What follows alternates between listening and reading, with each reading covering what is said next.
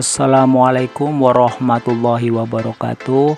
Tabi pun berjumpa lagi dengan saya Suwatno, calon guru penggerak angkatan ke-10 dari Kabupaten Waikanan, UPT SDN 02 Banjaratu. Dalam kesempatan ini saya akan memaparkan mengenai tugas ruang kolaborasi kelompok 2, di mana saya satu kelompok dengan Pak Darminto, kemudian Ibu Fitriana dan Ibu Irina.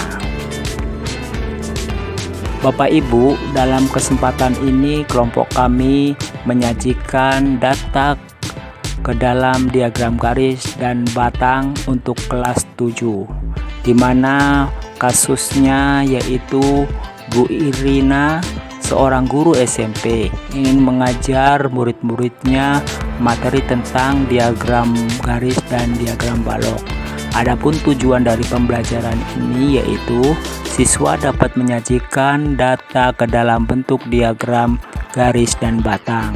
Selanjutnya, siswa dapat membaca dan mempresentasikan diagram garis dan diagram barang yang telah mereka buat secara berkelompok. Kemudian Bapak Ibu, Ibu Irina lalu membuat skenario pembelajaran sebagai berikut. 1. Diawali pembelajaran, Bu Irina memberikan tes awal atau pretest untuk mengetahui tingkat kemampuan awal siswa terkait materi di diagram garis dan diagram batang. Setelah hasil pretest ditemukan, hasil kesiapan siswa yang sudah memahami materi diagram batang dan diagram garis berjumlah 6 orang dari 24 orang siswa. 10 orang berkemampuan sedang dan 8 siswa belum memahami materi diagram batang dan diagram garis. Kemudian Bapak Ibu, terkait dengan minat siswa, siswa membuat tabel sederhana menggambar diagram berkeliling untuk menghitung jumlah pohon atau bunga sesuai tanaman mereka sukai. Selanjutnya, untuk profil siswa, siswa menginginkan belajar di luar kelas.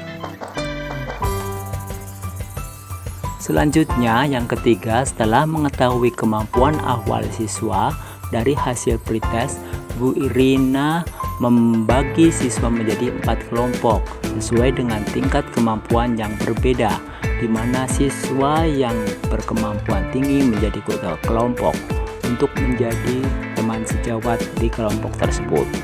Kemudian yang keempat, Bu Irina mengajak siswa belajar di luar ruangan untuk mengamati dan menghitung jumlah tumbuhan sesuai dengan jenisnya.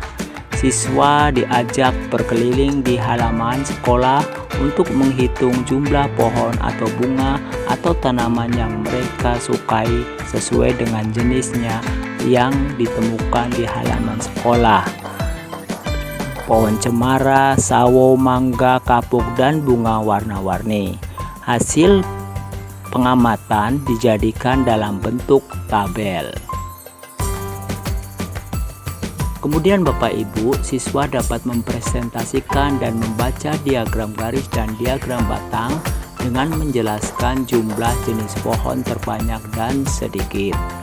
Yang kelima Bapak Ibu, Bu Irina memberikan tugas kepada siswa di dalam kelompok tersebut sesuai dengan tingkat kemampuannya. Siswa dengan kemampuan kurang diminta untuk menuangkan data ke dalam tabel. Selanjutnya, siswa dengan kemampuan sedang menyajikan data ke dalam diagram batang dan diagram garis. Dan yang tidak kalah penting Bapak Ibu, siswa dengan kemampuan yang tinggi mempresentasikan, membaca, dan menyimpulkan isi diagram.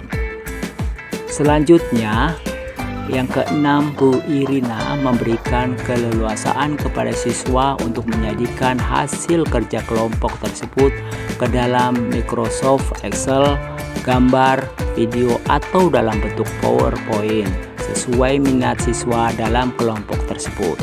Yang ketujuh, Bu Irina lalu mengumpulkan kembali murid sebagai satu kelompok besar. Ia lalu memfasilitasi diskusi yang diperlukan untuk memperjelas dan atau memperluas pemahaman konsep. Selanjutnya yang ke-8, Bu Irina memberikan tugas individu terkait pemahaman setiap siswa terhadap materi. Ia membedakan penugasannya sesuai dengan kemampuan siswa. Siswa dengan kemampuan rendah diberikan soal untuk menjadikan data sederhana ke dalam bentuk diagram. Kemudian, siswa yang berkemampuan sedang diberikan soal untuk menyajikan data yang cukup menantang dalam bentuk diagram. Dan yang terakhir, siswa yang berkemampuan tinggi diminta untuk menyajikan data yang kompleks ke dalam diagram dan menganalisis isi diagram. Adapun soal pretest ketika di awal sebelum melakukan pembelajaran, yaitu apa yang dimaksud dengan data, kemudian apa yang kamu ketahui tentang diagram, dan yang ketiga, ada berapa macam diagram yang kamu ketahui. 4. Berdasarkan diagram berikut, pohon manakah yang memiliki jumlah terbanyak? Selanjutnya, yang kelima, manakah pembelajaran yang lebih menarik di dalam kelas atau di luar kelas? Dan yang keenam, suasana belajar seperti apa yang diinginkan.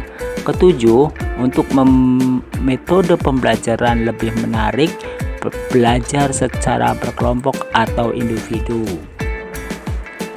Berikut ini adalah hasil contoh dari gambar diagram batang dan diagram garis dari salah satu kelompok. Selanjutnya, dari skenario pembelajaran yang telah ditelaah, apakah kebutuhan belajar murid yang berusaha dipenuhi oleh guru tersebut? Kebutuhan belajar murid yang berusaha dipenuhi oleh Bu Irina adalah 1. Kesiapan belajar murid. Bu Irina melakukan tes awal atau pretest. Kemudian, minat siswa. Siswa membuat tabel sederhana, menggambar diagram berkeliling untuk menghitung jumlah pohon dengan cara mereka sukai. Kemudian Bapak Ibu, profil siswa. Bu Irina mendorong murid untuk memilih lokasi yang mendukung cara mereka belajar dengan baik. Kemudian, bagaimana cara guru tersebut menentukan kebutuhan belajar murid? Kebutuhan belajar murid yang berusaha dipenuhi oleh Ibu Irina dengan cara Bu Irina melakukan tes awal atau pretest. Kemudian membuat agenda siswa secara individual dan kelompok. Bu Irina membedakan penugasannya sesuai dengan kemampuan murid. Kemudian yang keempat, Bu Irina menetapkan skenario tugas atau penilaian individu yang berjenjang sesuai dengan pengetahuan dan pemahaman muridnya. Selanjutnya, strategi pembelajaran berdiferensiasi apa yang digunakan? 1. Diferensiasi proses. Dalam situasi tersebut, Bu Irina melakukan pengelompokan murid dan mengembangkan kegiatan bervariasi, tidak membosankan untuk mengantisipasi gaya belajar murid yang beragam. Diskusi seluruh kelas kerja, individu, pasangan, atau kelompok kecil menetapkan skenario tugas yang berjenjang sesuai dengan kemampuan dan pengalaman siswa. Kedua, diferensiasi produk, yaitu Bu Irina membebaskan siswa untuk mengumpulkan tugas yang diberikan berdasarkan kemampuan siswa. Adapun bagaimana guru tersebut melakukan penilaian? Yang pertama yaitu asesmen diagnosis. Penilaian yang dilakukan untuk mengetahui pemahaman awal dan minat belajar siswa. Kemudian asesmen for learning, yaitu melakukan observasi dengan memantau pemahaman murid selama berlangsungnya proses pembelajaran dan biasanya digunakan sebagai dasar untuk melakukan perbaikan proses belajar mengajar, yaitu dalam kelompok kecil. Selanjutnya, assessment as learning. Penilaian sebagai proses belajar dan melibatkan murid-murid secara aktif dalam kegiatan penilaian tersebut dan biasa berfungsi sebagai penilaian formatif, yaitu diskusi kelas untuk memperjelas materi. Kemudian, yang tidak kalah penting adalah assessment of learning. Penilaian yang dilakukan setelah proses pembelajaran selesai, yaitu membuat materi atau diagram balok dan diagram garis. Demikian paparan mengenai tugas kelompok ruang kolaborasi modul 2.1 pembelajaran berdiferensiasi. Terima kasih. Salam guru penggerak, tergerak, bergerak, dan menggerakkan.